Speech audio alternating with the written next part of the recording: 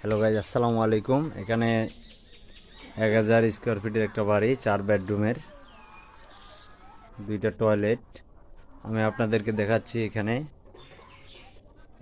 এই যে এটা হচ্ছে 14 ফিট বাই 15 ফিট, 2টা জানালা, 3 ফিট পার্টিশনের দরজা। এখানে একটা রুম, জানালা 3 ফিট, 4 ফিট। রুম হচ্ছে দৈর্ঘ্য হচ্ছে 16 ফিট, প্রস্থ 12 ফিট। চলে আসলাম। এইটা হচ্ছে আমাদের ড্রয়িং থেকে টয়লেটে যাওয়ার গেট। বারান্দায় একটা টয়লেট, আবার এই পাশে আরেকটা বেডরুম, 4 ফিট জানালা। সাইডে অপোজিট সাইডে কোনো জানালা নেই, উপরে সেল দেওয়া আছে। এটা হচ্ছে অ্যাটাচ বাথরুম। এটা হচ্ছে আমাদের মিস্ত্রি।